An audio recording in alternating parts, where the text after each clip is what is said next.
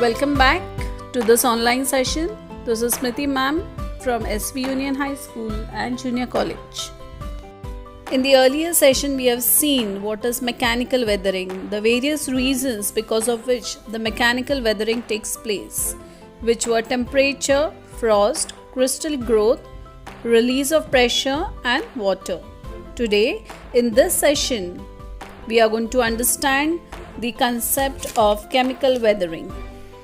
Chemical weathering occurs when chemical processes cause rocks to dissolve, decompose or break. It is also called as decomposition or decay. It is a way where the rocks are broken down and chemically altered. You can take an example of an iron and water which reacts and cause rusting, or if an apple is being cut, the slice of the apple turns reddish. It is actually the chemical reaction that has taken place. So this way chemical weathering takes place. Before we start with the concept of chemical weathering, we are going to first carry out an experiment. You have to take a glass of water and you have to put few pieces of chalk in it. And on the next day you have to observe what has happened to these chalks. So you will notice that the color of the water hasn't changed. But what has happened to the chalk? The chalk has got soaked in the water. And if you keep it for a longer time, it will be settling down in the powder format at the bottom. Students, you will also observe the calcium carbonate in the chalk has got slightly dissolved in the water and making it whitish in color. You are going to try out this. Wrap few iron nails in a wet cloth. Open the cloth after 2 days. Observe what happens and answer the following questions. So, after 2 days, are there any stains on the cloth? So, the answer to this question is yes, there are stains on the cloth.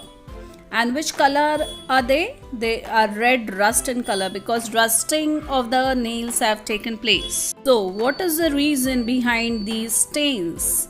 So, the iron nails get oxidized on coming in contact with water from the cloth. And the chemical reaction takes place with the iron which is there in the nails and water, and they get rusted, and so it causes the reddish color stain on the cloth. So we can conclude that water plays an important role in chemical weathering. So wherever rainfall takes place more, so in those regions you can find chemical weathering more prominent. And as you know, rock is a mixture of many minerals. And water is a universal solvent, like many of the things get dissolved in water. So, as water can dissolve number of materials, it is known as a universal solvent. The solubility of water increases because the matter has got dissolved in water. Chemical weathering occurs in the following ways. First one is carbonation. So when rainfall takes place, the rainwater travels through the atmosphere before reaching the ground. And the carbon dioxide which is there in the air, nitrogen and sulfuric oxides get mixed with the rainwater, and chemical reaction takes place which leads to acid rain. And when this acid rain forms on the limestone starts getting dissolved and it causes harm to the environment. This process of chemical reaction is known as carbonation. The next method of chemical weathering is solution. It is a process in which the minerals which are present in the rocks, they get dissolved in water. In Ahmednagar district at Vadgaon Darya, limestone gets precipitated chemically. It undergoes once again chemical weathering. Similarly, even because of solution, the alkalis which are present in the rock, they start getting dissolved and they make the rock very weak, very brittle. And so the weathering takes place. Next method of chemical weathering is oxidation. So as you know, the rocks consist of minerals. So when iron mineral is there in the rocks and when it comes in contact with the water, a chemical reaction takes place between the iron and the oxygen, which results in the formation of reddish color layer on the rock, which is actually known as rusting.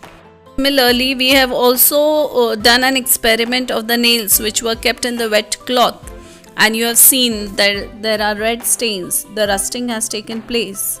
Similar process occurs even in the rocks in the regions where there is high rainfall.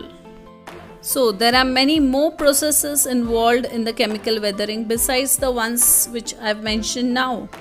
Day-to-day life, if you see the example, the moistening of the table salt which is taking place in the rainy season, or if you cut an apple slice and it turns brown in color, or you can see the examples which are shown in the image. Let's proceed further to the next type of weathering, which is biological weathering. Besides mechanical and chemical weathering, biological factors are also responsible for weathering of rocks. Let's observe the given photograph and you'll be able to see that the weathering has occurred due to the roots of the tree, which is called as biological weathering, and the destroyed structure is completely overlapped by roots. Due to this, one can observe that the pieces of rocks are being separated. As the roots of the trees go on becoming bigger, they create tension in the rocks and finally they break into pieces, and this process is called as biological weathering. Similarly, you must have seen many trees which are growing from the inside of the rock, and you must have seen the burrowing of animals like rats, snakes, mice, rabbits, etc. Ant makes large ant hills. Rats, mice, rabbits and other worms and insects makes burrows in the ground. These animals are called burrowing animals, and because of the activity of burrowing, the weathering of rocks takes place. As plants and animals do biological weathering, in the similar way even human beings are responsible for biological weathering. Let's see how. Mining activity, the minerals are being extracted from the rock. Similarly, for agriculture or even for construction of houses and roads, they have to break a large amount of rocks, and thus they play an important role in the weathering of various rocks called as biological weathering. You must have also observed that in the houses where people have never stayed for several years, there you can see the growth of algae, moss, lichen and other flora. These are also actually the type of plants which grow in the rock, and they also help in weathering. Our next topic is mass movements. Mass movements is also called as mass wasting. So when the weathered rock materials comes down from the slopes, and why do they come down? Because of the gravitational force. The entire weathered rock material comes down from the slopes and they accumulate at the foothills of the mountains, and this process is happening for several years. They form conical heap at the foothills, and when this rock materials moves down due to the gravity, this process is called as mass wasting. Depending on the speed of the moving weathered particles, the mass movements can be classified as rapid mass movements and slower mass movements. Rapid mass movements takes place on the steeper slopes, whereas if you see the slower mass movements, it takes place along the gentle slopes. So let's learn in detail about the rapid mass movements. When the velocity and the speed of the weathered materials is very fast along the steeper slopes, then you can call it as rapid mass movements.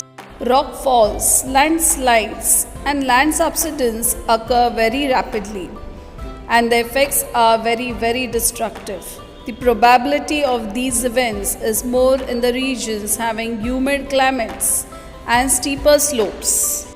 A thick layer of weathered material forms on the slope. When it rains in such areas, the rainwater moves inside, penetrates the weathered materials, and their weight increases. The weathered materials move very fast, very rapidly, and they come down the slope. Example is the recent mudslide at Malin village of Pune in the year 2014. Here you can see the photograph of mudslide. Let's understand the concept of slumping. Sometimes the weathered material, they do not move down due to gravity, but they sink wherever they are. and this phenomena is called as slumping. Such rapid mass movements may also occur because of earthquake or volcanic eruptions. Let's study about the slower mass movements. So these slower mass movements takes place in the areas which have dry climates and they have gentle slopes. So in such cases the mass movements occur very slowly, and soil creep is a very common phenomena which is seen in the areas having gentle slopes. Periglacial areas means the areas which are adjacent to the glacier or ice sheet. Here the temperature is below 0 degree for a period and the process of freezing of water and melting of snow occurs continuously. This is a place where you can find small layers of soil which are accumulating, and this is because of the movement of the soil, which is called, this process is called as solifluction. In periglacial areas means the areas where the temperatures are below 0 degrees for a period, or the area which is very much adjacent to a glacier or ice sheet, and where the process of freezing of water and melting of snow occurs continuously.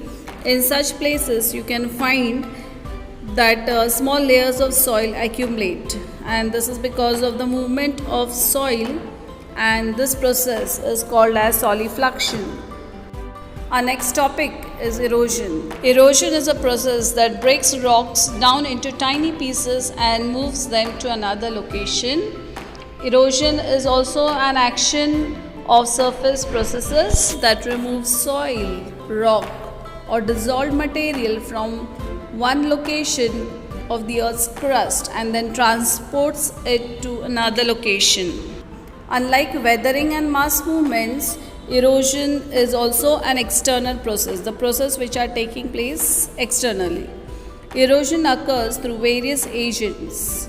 So these agents of erosion are the wind, the running water, glaciers, sea water and groundwater. All these cause erosion. So we are going to study more in details the agents of erosions and the landforms produced by them in the next lesson, which is your chapter number 4.